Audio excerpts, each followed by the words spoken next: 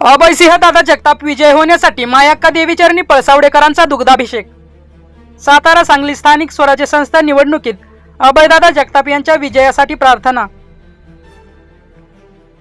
सातारा सांगली स्थानिक स्वराज्य संस्था मतदारसंघाच्या निवडणुकीत महाविकास आघाडी व राष्ट्रीय समाज पक्षाचे उमेदवार अभयसिंह जगताप हे प्रचंड बहुमताने विजयी व्हावेत अशी प्रार्थना करत मान तालुक्यातील पळसावडे येथील प्रसिद्ध चिंचणी मायाक्का देवी मंदिरात दुग्धाभिषेक करण्यात आला।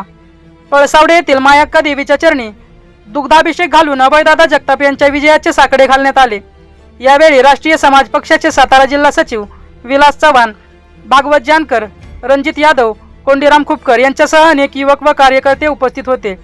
यावेळी उपस्थितांनी अभयदादा जगताप यांच्या विजयाबाबत विश्वास व्यक्त करत स्थानिक स्वराज्य संस्थांच्या निवडणुकीत त्यांना मोठ्या मताधिक्याने विजय करण्याचा निर्धार व्यक्त केला। तसेच मायाक्का देवीच्या आशीर्वादाने अभयदादा जगताप यांना यश लाभावे अशी प्रार्थना करण्यात आली। या धार्मिक व सामाजिक उपक्रमांमुळे परिसरात निवडणुकीच्या पार्श्वभूमीवर उत्साहाचे वातावरण निर्माण झाले असून पळसावडेकरांनी अभयदादा जगताप यांना आपला पाठिंबा दिला असल्याचे यावेळी स्पष्ट केले।